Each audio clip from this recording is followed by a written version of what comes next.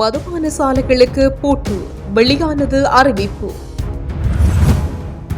டிரம்பின் வரி விதிப்பு, அனுர் அரசாங்கத்திற்கு துணையாக வந்த நாவல். விவசாயிகள் மற்றும் நுகர்வோரிடம் அனுர விடுத்துள்ள கோரிக்கை. தென்னிலங்கை சிறைச்சாலையில் தமிழ் கைதியொருவர் படுகொலை. வடமராட்சி ஆழியவிளை கடற்கரையில் கடற்தொழிலாளர்களிடையே குழப்பம். உள்ளூராட்சி மன்ற தேர்தல் திகதி குறித்து வெளியான முக்கிய அறிவிப்பு. இலங்கையை வந்தடைந்த பின் மோடி வெளியிட்ட தகவல். இலங்கையில் மாணவியை கூட்டுப்பாலியல் சீண்டல் செய்த மாணவர்கள். காலி எல்பிட்டிய பகுதியில் துப்பாக்கிச் சூடு. திருகோணமலையில் காணி விடுவிப்பு கோரி போராட்டம். ஐக்கிய ஒன்றிய தூதுவருடன் கலந்துரையாடிய சஜித். பிரித்தானியாவில் தப்பியோடிய இலங்கையரை தேடும் போலீசார். விடுதலை புலிகளின் தலைவரை மரியாதையாக அழைத்த மகிந்த, பொன்சேகா தகவல். 15 வயது பாடசாலை மாணவியை கூட்டு பாலியல் சீண்டல் செய்ததாக சந்தேகத்தின் பேரில் கைது செய்யப்பட்ட சந்தேக நபர்களில் ஒருவரை விளக்கமறியலில் வைக்க கோமகம நீதிவான் நீதிமன்றம் உத்தரவிட்டுள்ளது. சம்பவத்தில் தொடர்புடைய 19 வயது இளைஞர் உட்பட 6 சந்தேக நபர்களை இன்று நீதிமன்றத்தில் முன்னிலைப்படுத்தப்பட்டதை அடுத்து இந்த உத்தரவு பிறப்பிக்கப்பட்டுள்ளது. 19 வயது இளைஞன் போலீஸ் காவலில் வைக்கப்பட்டுள்ளார். சிறுமியின் காதலன் என்று கூறப்படும் பாடசாலை மாணவன் உட்பட 6 பேரை மாக்குள சிறுவர் தடுப்பு மையத்தில் எதிர்வரும் 11ஆம் தேதி வரை காவலில் வைக்க நீதிமன்றம் உத்தரவிட்டது. 7 சந்தேக நபர்களில் 3 பேர் சிறுமியை பாலியல் சீண்டல் செய்த குற்றச்சாட்டின் பேரில் நீதிமன்றத்தில் முன்னிலைப்படுத்தப்பட்டனர். ஏனைய 4 பேர் மீது சம்பவத்திற்கு உதவியதாக குற்றம் சாட்டப்பட்டது. சம்பவத்துடன் தொடர்புடைய சந்தேக நபர்களையும் போலீசார் கைது செய்து ஹோமாகம் ஆதார வைத்தியசாலையின் நீதித்துறை மருத்துவ அதிகாரியிடம் ஒப்படைத்தனர். காலி எல்பிட்டிய உரக்கஸ் மன்கந்தைய பகுதியில் இடம்பெற்ற துப்பாக்கி சூட்டு சம்பவத்தில் ஒருவர் காயமடைந்துள்ளார். இந்நிலையில் காயமடைந்த நபர் மருத்துவமனையில் அனுமதிக்கப்பட்டுள்ளதாக போலீசார் தெரிவித்துள்ளனர். குறித்த பகுதியில் உள்ள ஒரு வீட்டின் அருகே முச்சக்கர வண்டியில் வந்த குழு துப்பாக்கி சூடு நடத்திவிட்டு தப்பி சென்றுள்ளதாகவும் போலீசார் தெரிவித்தனர். இந்நிலையில் இந்த விடயம் தொடர்பில் மேலதிக விசாரணைகளை உரக்கஸ் மன்கந்தைய போலீசார் மேற்கொண்டு வருகின்றனர். திருகோணமலை மூதூர் பிரதேச செயலக பகுதியில் உள்ள சம்பூர் பகுதியில் கையகப்படுத்தப்பட்ட காணிகளை விடுவிக்க கோரிய கவனஈர்ப்பு போராட்டம் ஒன்று இடம்பெற்றுள்ளது. திருகோணமலை நில மீட்புக்கான வலையமைப்பினர் ஏற்பாட்டில் இந்த போராட்டம் நேற்று திருகோணமலையில் உள்ள கிழக்கு ஆளுநர் செயலகம் முன்பாக இடம்பெற்றுள்ளது. சம்பூரில் அமையவுள்ள சூரிய மின்சக்தி நிலையம், விதுர கடற்படை முகாமுக்காக அபகரிக்கப்பட்ட காணிகள் உள்ளிட்டவற்றை மக்களுக்கு வழங்க வேண்டும் என கோரிய போராட்டம் இடம்பெற்றுள்ளது. பறிக்காதே பறிக்காதே, வாழ்வாதார நிலங்களை பறிக்காதே, உயிர் வாழும் உரிமையை உறுதிப்படுத்த எமது நிலத்தை எமக்கு வழங்கு போன்ற பல வாசகங்கள் ஏந்தியவாறு போராட்டத்தில் மக்கள் ஈடுபட்டனர். இதன்போது ஆளுநரின் செயலகத்தில் உள்ள அலுவலகரிடம் மகஜர் ஒன்றும் கையளிக்கப்பட்டது. இந்திய அரசாங்கத்தின் உதவியுடன் சம்பூரில் அமையவுள்ள சூரிய மின் சக்தி நிலையம் தொடர்பில் பிரதமர் நரேந்திர மோடி கொழும்புக்கு வருகை தரவுள்ள நிலையில் இந்த கவனஈர்ப்பு இடம்பெற்றுள்ளதுடன் குறித்த திட்டம் தொடர்பான அங்குரார்ப்பண நிகழ்விலும் கலந்து கொள்ள உள்ளதாகவும் எதிர்பார்க்கப்படுகிறது. எதிர்க்கட்சித் தலைவர் சஜித் பிரேமதாச இலங்கைக்கான ஐரோப்பிய ஒன்றிய தூதுவர் கார்மென் மொரோனாவுடன் இன்று ஜிஎஸ்பி பிளஸ் என்ற பொதுவான முன்னுரிமை சலுகை திட்டம் குறித்து கலந்துரையாடியுள்ளார். அமெரிக்க அரசாங்கத்தால் இலங்கை மீது விதிக்கப்பட்டுள்ள பரஸ்பர வரிகளை தொடர்ந்து ஜிஎஸ்பி பிளஸ் இன் முழு பயன்பாட்டை மையமாக கொண்டு இதன்போது விவாதங்கள் நடத்தப்பட்டதாக பிரேமதாச தமது எக்ஸ் பக்கத்தில் தெரிவித்துள்ளார்.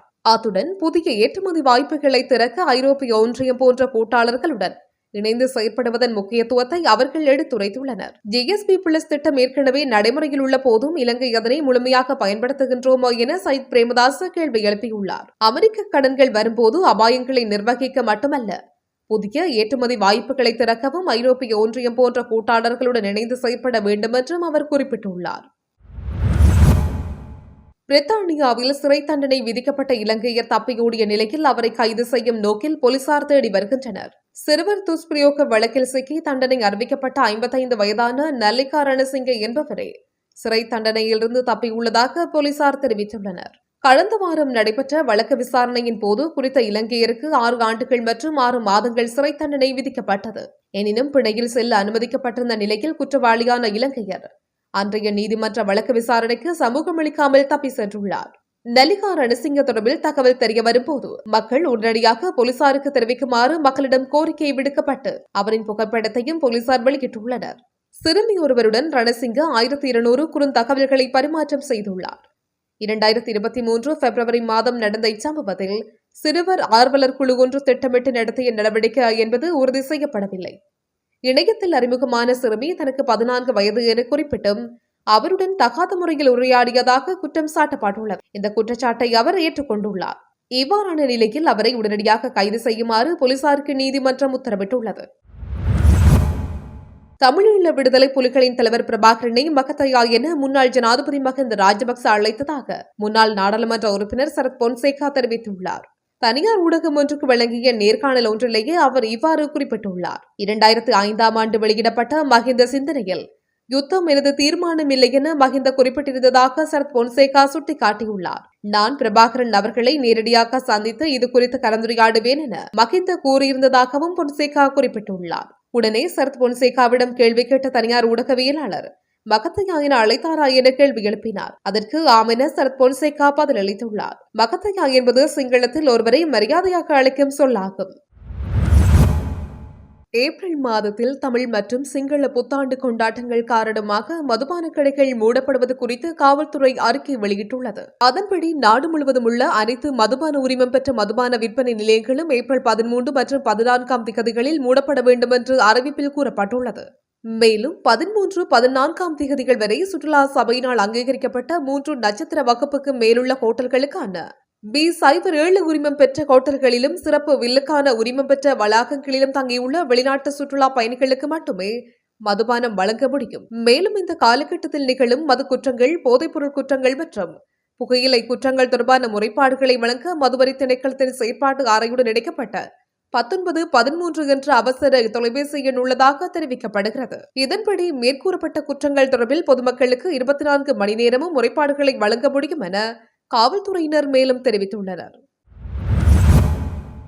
இலங்கை பொருட்களுக்கு 44% வரி விதிக்க அமெரிக்கா எடுத்த முடிவால் இலங்கை பொருளாதாரம் கடுமையான சவால்களை எதிர்கொள்ள நேரிடும் என்பதால் கட்சி வேறுபாடுகளை பொருட்படுத்தாமல் ஒரே காரணத்திற்காக ஒன்றிணையுமாறு நாடாளுமன்ற உறுப்பினர் நாமல் ராஜபக்ச அனைத்து அரசியல் கட்சிகளுக்கும் வேண்டுகோள் விடுத்துள்ளார். இந்த வரிகள் ஆடை தொழில் போன்ற முக்கிய துறைகளில் கடுமையான தாக்கத்தை ஏற்படுத்தக்கூடும் என்றும் வேலையின்மை அதிகரிக்க வழிவகுக்கும் என்றும் அவர் தெரிவித்துள்ளார். 2022 பொருளாதார நெருக்கடியிலிருந்து இலங்கை இன்னும் மீண்டு வருவதால் அரசாங்கத்தின் ஏற்றுமதி இலக்குகளை ஆபத்தில் ஆழ்த்துவதற்கு பொருளாதார மீட்சியை இன்னும் கடினமாக்கும் என்றும் நாமல் ராஜபக்ச சுட்டிக்காட்டியுள்ளார். மேலும் அமெரிக்காவுடனான பேச்சுவார்த்தைகள் வெற்றி பெறவில்லை என்றால் அரசாங்கம் வரவு செலவு திட்டங்களை திருத்தி ஏற்றுமதி வருவாயை பராமரிக்க மாற்று தீர்வுகளை தேட வேண்டும் என்றும் அவர் வலியுறுத்தியுள்ளார். அதன்போது இந்த மிகப்பெரிய தடையை தாம் எதிர்கொள்ளும் வேளையில் அனைத்து அரசியல் கட்சிகளும் ஒன்றிணைந்து பாதிக்கப்பட்ட துறைகளை ஆதரிக்க வேண்டிய நேரம் இது என்று நாமல் ராஜபக்ச குறிப்பிட்டுள்ளார்.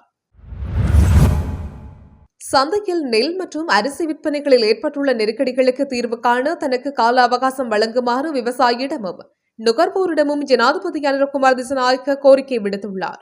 அனுராதபுரம் ஸ்ரீ மகா விகாரையில் நேற்று நடைபெற்ற வருடாந்த புத்தரிசி மங்கள விழாவில் உரையாற்றிய போதே அவர் மேற்கண்டவாறு குறிப்பிட்டுள்ளார். இது தொடர்பில் ஜனாதிபதி மேலும் தெரிவிக்கையில், விவசாயத்தை முன்னிலைப்படுத்தியதாகவே இலங்கையின் பொருளாதாரம் கட்டியெழுப்பப்பட்டது. இலங்கையின் பாரம்பரியத்துடன் விவசாயம் தொடர்புபட்டுள்ளது. விவசாயம் மற்றும் விவசாயிகளின் அபிவிருத்திகளுக்கு விசேட திட்டங்களை நாங்கள் செயல்படுத்துவோம். விவசாயத்துறையில் காணப்படும் அடிப்படை பிரச்சினைகளுக்கு குறுகிய காலத்துக்குள் தீர்வு காண்போம். நீர்ப்பாசனத்துறை அபிவிருத்திக்கு போதுமான நிதி ஒதுக்கப்பட்டுள்ளது. விவசாய பயிர்ச்செய்கையில் விதை குறித்து பிரச்சினைகள் காணப்படுகின்றது. விதைகளின் பல்லினத்தன்மை இன்று வரையறுக்கப்பட்டுள்ளது. இலங்கைக்கு உரித்தான விவசாய விதை உற்பத்தி அபிவிருத்திகளுக்கு விசேட கவனம் செலுத்தப்பட்டுள்ளது. விவசாயிகள் தமது விளைச்சலை விற்பனை செய்து கொள்ளும் போது பல நெருக்கடிகளை எதிர்கொள்கின்றனர். அதேபோல் நுகர்வோர் நியாயமான விலைக்கு அத்தியாவசிய உணவுப் பொருட்களை பெற்றுக்கொள்ள முடியாத நிலையில் உள்ளார்கள். ஆகவே இந்த பிரச்சினைக்கு தீர்வு காண அரசாங்கம் தலையீடு செய்துள்ளது. விவசாய விற்பனை துறையில் தனி ஏகாதிபத்தியம் தோற்றம் பெற்றுள்ளது. ஒரு குறுகிய தரப்பினர் நெல் மற்றும் அரிசி ஆகியவற்றில் நெருக்கடிகளை ஏற்படுத்தியுள்ளனர். நெல் களஞ்சிய சாலைகள் புனரமைக்கப்பட்டுள்ளன. சிறந்த களஞ்சிய கட்டமைப்பின் ஊடாக நெல் பாரம்பரியப்படும். நெல் கொள்வனவுக்கான வரவு செலவு திட்டத்தில் 5 கோடி ரூபாய் ஒதுக்கப்பட்டுள்ளது. சந்தையில் நெல் மற்றும் அரிசி விற்பனையில் தோற்றம் பெற்றுள்ள நெருக்கடிகளுக்கு தீர்வு காண்பதற்கு ஓரிரு போகங்கள் செல்லும். இதற்கு எனக்கு கால அவகாசம் வழங்குமாறு விவசாயியிடமும் நுகர்வோரிடமும் கேட்டுக் கொள்கின்றேன். நுகர்வோரையும் விவசாயிகளையும் ஒரு குறுகிய தரப்பினர் தொடர்ந்து நெருக்கடிக்கு உள்ளாக்குவதற்கு இடமளிக்க முடியாது என அவர் தெரிவித்துள்ளார். பூசா உயர் பாதுகாப்பு சிறைச்சாலையில் தமிழ் கைதியொருவர் கூர்மையான ஆயுதத்தால் தாக்கப்பட்டு படுகொலை செய்யப்பட்டுள்ளார். குறித்த கொலை சம்பவம் நேற்று இடம்பெற்றுள்ளது. இந்த சம்பவத்தில் விளக்கமறியலில் வைக்கப்பட்டிருந்த நந்தகுமார் சிவானந்தன் என்ற 46 வயதுடைய ஒருவரே இவ்வாறு கொலை செய்யப்பட்டுள்ளார். உயிரிழந்த கைதியின் உடலில் சுமார் 11 இடங்களில் கத்திக்குத்து காயங்கள் இருந்ததாகவும் தெரிவிக்கப்பட்டுள்ளது. அத்துடன் உயிரிழந்த கைதியோடு அதே அறையில் இருந்த வேறு சில கைதிகள் இந்த கொலையை செய்திருக்கலாம் என்ற சந்தேகத்தில் காவல்துறையினர் விசாரணைகளை மேற்கொண்டு வருகின்றனர். இந்நிலையில் உயிரிழந்த கைதியின் சடலம் காலி தேசிய வைத்தியசாலையில் பிரேத பரிசோதனைகளுக்காக வைக்கப்பட்டுள்ளது. யாழ்ப்பாணம் வடமராட்சி கிழக்கு ஆழியவளை கடற்பரப்பில் கடற்றொழிலாளர்களிடையே முறுகல் நிலை ஏற்பட்டுள்ளது. குறித்த சம்பவம் நேற்று காலை இடம்பெற்றுள்ளது. சம்பவம் தொடர்பில் மேலும் தெரிய வருகையில், வடமராட்சி கிழக்கு ஆழியவளை கடற்றொழிலாளர் சங்க எல்லைக்கு உட்பட்ட கடற்பகுதியில் மனித வலுவற்ற உளவு இயந்திரம் பாவித்து கரைவலை தொழில் செய்வதற்கு சங்கத்தால் தடை செய்யப்பட்டுள்ளது. இந்நிலையில் இதனை மீறி நபர் ஒருவர் அப்பகுதியில் உளவு இயந்திரம் கொண்டு தொழில் புரிந்து வருகின்றார். உடனடியாக இதை தடுத்து நிறுத்தி குறித்த கரவலை வாடி அகற்றுமாறு நீரியல் வள திணைக்கள அதிகாரிகள், மருதங்கேணி காவல் நிலையம், கடற்றொழிலாளர் கூட்டுறவு சங்கங்களின் சமாசம் போன்றவற்றுக்கு அறிவுறுத்தியும் எவ்வித நடவடிக்கையும் எடுக்கப்படவில்லை என தெரிவிக்கப்படுகிறது. நேற்று காலை குறித்த சம்மாட்டை ஆழியவளை கடற்றொழிலாளர் சங்க எல்லைக்குட்பட்ட பகுதியில் உளவு இயந்திரம் கொண்டு தொழில் புரிந்த போது அங்கு கடற்றொழிலாளர்களிடையே முறுகல் நிலை ஏற்பட்டது. அதிகாரிகளுடன் நடவடிக்கை மேற்கொள்ள தவறும் பட்சத்தில் முருகன் நிலை வன்முறையாக மாறக்கூடிய வாய்ப்பு காணப்படுவதாக அந்த பகுதி கடற்றொழிலாளர்கள் அச்சம் வெளியிட்டிருந்தனர். இதேவேளை வடமராட்சி கிழக்கின் பல பகுதிகளிலும் சட்டத்துக்கு முரணான கரவலை தொழிலை மேற்கொள்வதால் கடற்றொழிலாளர்களின் படகு இயந்திரம் அண்மை காலமாக சேதங்களை எதிர்கொள்வதாகவும் தெரிவிக்கின்றமை குறிப்பிடத்தக்கது. உள்ளூராட்சி மன்ற தேர்தல் நடைபெறும் திகதியில் எவ்வித திருத்தங்களும் மேற்கொள்ளப்பட மாட்டாது என தேர்தல்கள் ஆணைக்குழுவின் தலைவர் RMAL ரத்நாயக்க தெரிவித்துள்ளார்.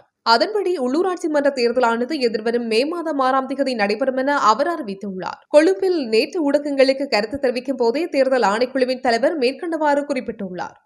இது தொடர்பில் அவர் மேலும் தெரிவிக்கையில், உத்தியோகபூர்வ வாக்காளர் அட்டைகள் எதிர்வரும் 16ஆம் திகதி தபால் நிலையத்திற்கு வழங்க நடவடிக்கை எடுக்கப்படும். அத்துடன் ஏப்ரல் 20ஆம் திகதி விசேட வாக்காளர் அட்டை விநியோக நாளாக கருதப்படும். மேலும் உள்ளூராட்சி மன்ற தேர்தலுக்கு தேவையான அனைத்து பணிகளும் முன்னெடுக்கப்பட்டு வருவதாகவும் அவர் தெரிவித்துள்ளார். இலங்கையில் பங்கேற்கவுள்ள நிகழ்வுகள் குறித்து ஆவலுடன் உள்ளேன் என இந்திய பிரதமர் நரேந்திர மோடி தெரிவித்துள்ளார். இந்திய பிரதமர் நரேந்திர மோடி நேற்று கட்டுநாயக்க விமான நிலையம் ஊடாக இலங்கையை வந்தடைந்தார். இந்த விஜயத்தின் போது அவரை வெளிவிவகார அமைச்சர் விஜித கேரத் உள்ளிட்ட குழுவினர் வரவேற்றனர்.